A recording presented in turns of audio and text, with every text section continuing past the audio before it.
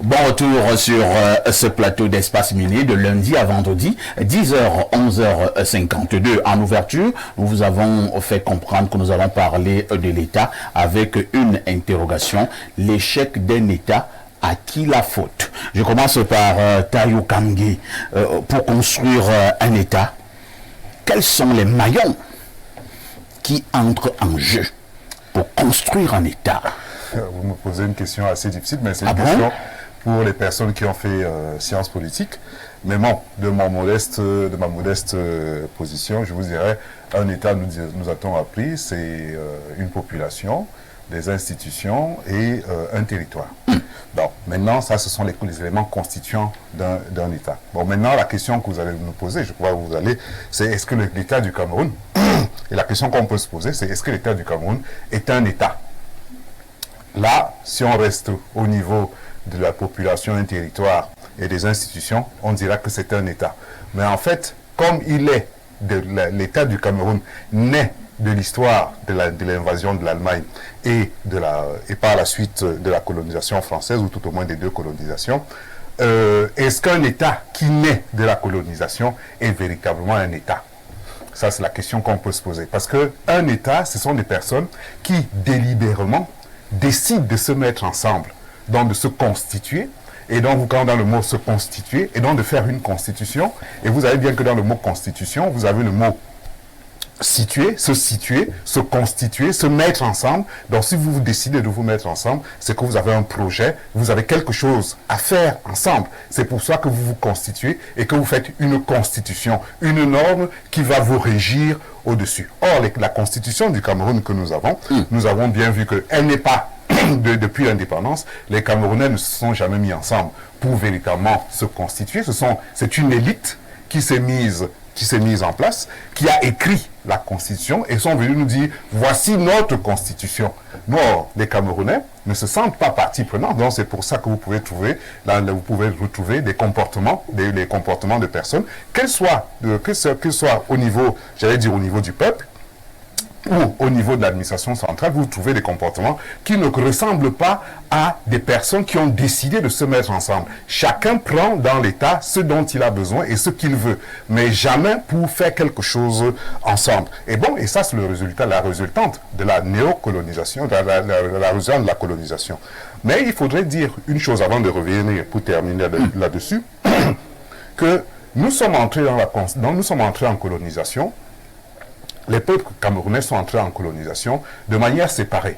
Les Bayangam, puisque je suis de Bayangam, les autres sont entrés, étaient déjà en eux-mêmes des États qui étaient constitués, ou tout au moins qui se reconstituaient après le désordre de l'esclavage. Ces peuples-là étaient déjà des États ou même des mini-États qui sont entrés dans la colonisation individuellement. Nous ne sommes pas entrés dans la colonisation en tant que Camerounais et donc on ne pouvait pas sortir de la colonisation, n'est-ce pas? Parce que nous sommes entrés individuellement en tant que Bayangam, mais nous sortons de la colonisation en tant que Camerounais. Or, en tant que Camerounais, nous avons des populations ou d'autres villages ou d'autres peuples qui sont là, avec qui nous n'avons pas eu le temps de discuter pour décider de former un État. Et donc, vous voyez donc que la résurgence ou les pertinences du tribalisme font que nous ne sommes pas, pour moi, véritablement un État. Nous sommes une juxtaposition de peuples qui n'ont pas quelque chose en commun, à faire quelque chose ensemble. Donc, du coup, pour moi, excusez-moi, c'est vrai que ça peut choquer, pour moi, le Cameroun n'est pas un État, parce qu'elle n'est pas la volonté des personnes qui vivent sur ce territoire-là. Et donc, on peut donc assister, et ça se voit, par le fait que quelqu'un va prendre la caisse de l'État à son profit, quelqu'un va refuser de donner l'argent pour l'éducation, quelqu'un va prendre l'argent des routes ou l'argent des hôpitaux, parce qu'effectivement, il ne se sent pas partie prenante d'un projet et d'un État. Dans les espaces où les gens se sont constitués, où ont décidé d'être autonomes, de faire quelque chose ensemble, vous voyez bien que là-bas, il y a quand même, ça ne veut pas dire qu'il n'y a pas de déperdition, mais il y a quand même des règles. Les gens respectent les règles, les gens ont une philosophie commune. Or, nous avons ici au Cameroun, me semble-t-il, une agglomération ou tout au moins un agrégat de personnes qui sont ensemble, mais qui n'ont pas une vocation véritablement à vivre ensemble.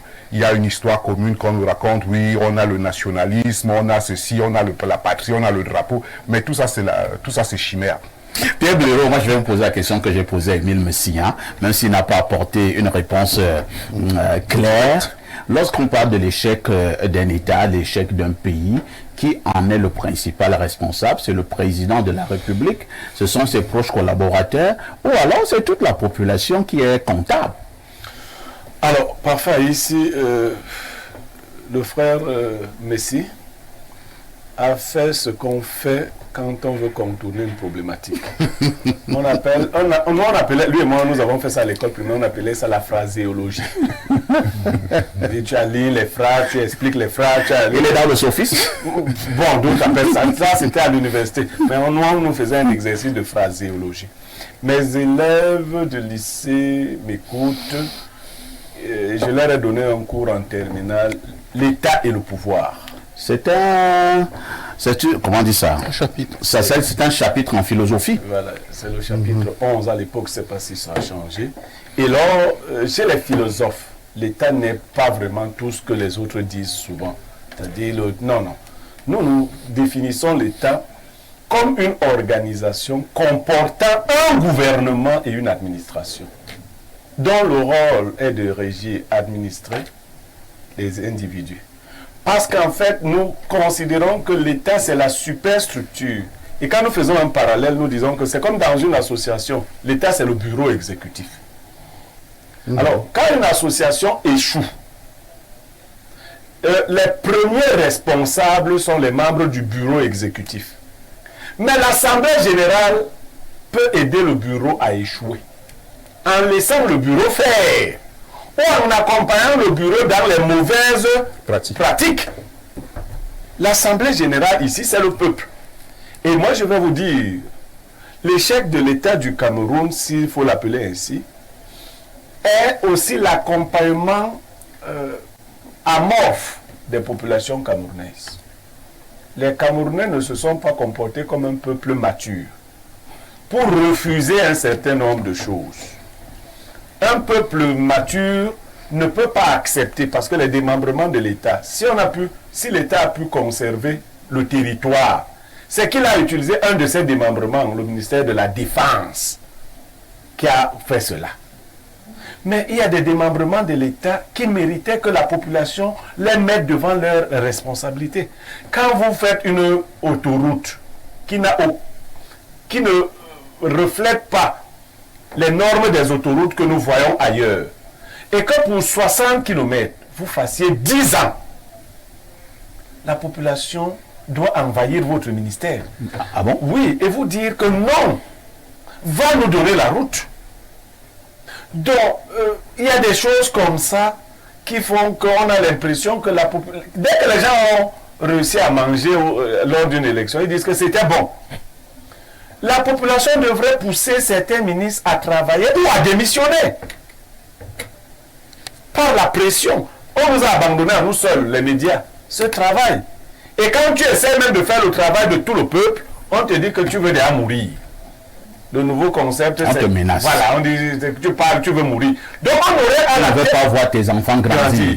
Et qu'est-ce que ça laisse subodorer? Ça laisse penser que nous avons à la tête des démembrements de l'État des monstres qui agitent le flambeau de la mort, à qui veut leur rappeler que ce que vous faites là n'est pas bien.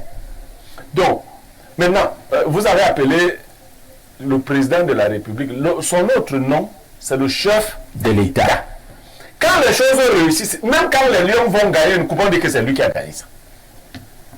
Parallélisme des formes, quand ça échoue, c'est lui. C'est comme c'est pour rester fidèle au parallèle. Quand ça réussit, c'est qui? C'est lui. C'est lui.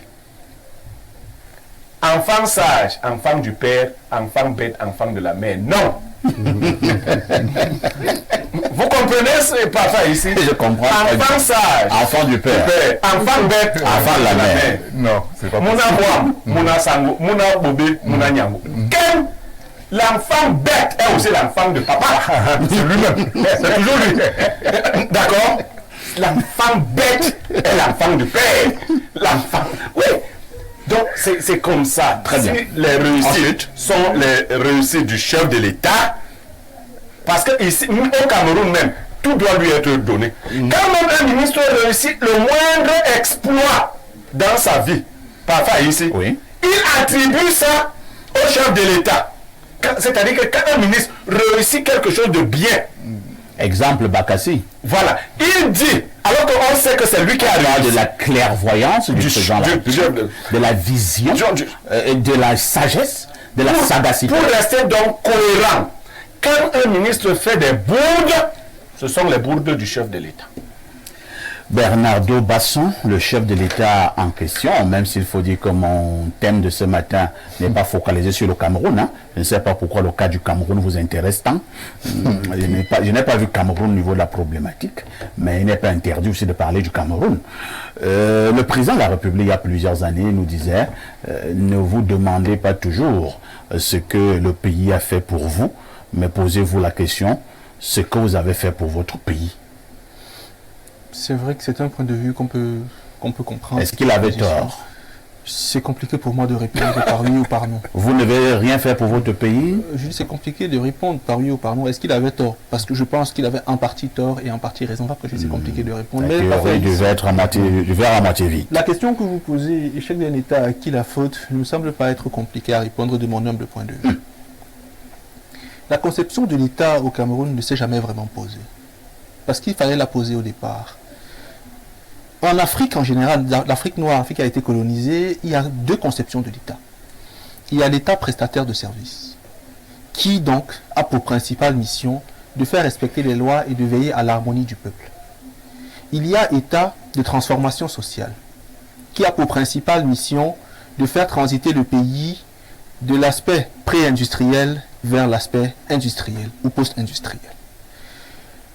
En Afrique, certains pays ont fait le choix. Au Cameroun, le choix n'a pas encore été fait.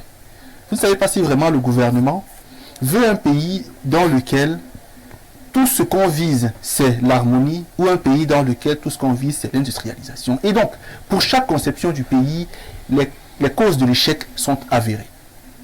Pour l'État prestataire de services, la principale cause, c'est la mauvaise démocratie et la corruption. La rente, tout ce que vous imaginez. Pour l'État qui doit assurer la transition économique, le principal problème, c'est la faiblesse institutionnelle ou son inadaptation aux réalités postcoloniales. Donc, est-ce que le Cameroun est un pays qui a migré vers l'un ou l'autre des choix? Jusqu'à présent, on ne le sait pas. Donc, on a un pays qui est simplement, à proprement parler, une micro-continuité coloniale. Voilà pourquoi le Cameroun se porte mal. Lorsqu'on aura à un moment donné, et j'ai l'impression que le président Biya s'est enfin déterminé. J'ai l'impression qu'au soir de sa carrière, il semble être déterminé pour un pays qui va être économiquement émergent. Il semble le dire dans ses sorties, il semble le montrer, et on peut subodorer cela. Mais c'est parce que durant longtemps, on n'a pas fait de choix qu'on en souffre. Donc parfait ici, pour moi, à qui la faute? La faute est au chef de l'État qui a été malheureusement noué par la pression postcoloniale, qui a été accompagné par les anciens colons et qui n'a pas su s'en défaire à temps, à tel point qu'il n'a pas pu imposer au Cameroun une vraie vision directe. Est-ce qu'il avait le choix? Non, justement, c'est ce que je dis. Est-ce qu'il avait le choix? Non, je dois quelque part, sans être d'accord avec ce qu'il fait, parce que je pense qu'il y a quand même qu'on pouvait faire au-delà du colon. Je crois quand même quelque part, il a eu de vrais nœuds politico et post-coloniaux qui ont empêché qu'il émerge véritablement. Mais parfois ici, il y a quand même des éléments sur lesquels le Cameroun aurait pu mieux faire, parlant du Cameroun, pour venir à votre question. Je pense quand même qu'en termes d'éducation, on a une éducation française et francophone. Beaucoup de nos livres, pendant très longtemps, venaient de France. Et là, c'est un problème. On aurait dû commencer à travailler avec nos vrais intellectuels pour concevoir un modèle éducatif propre au nôtre. Et pour sortir, pour ce que M. Tayo disait, si je le disais avant, on aurait dit que je suis tribaliste. Le Cameroun est d'abord l'ensemble des communautés. L'État n'a pas à se poser pour écraser les communautés.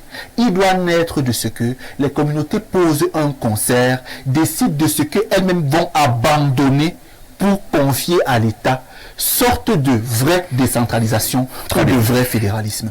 Tant que l'État s'impose aux communautés, il y aura toujours un divorce entre les administrateurs et les administrés.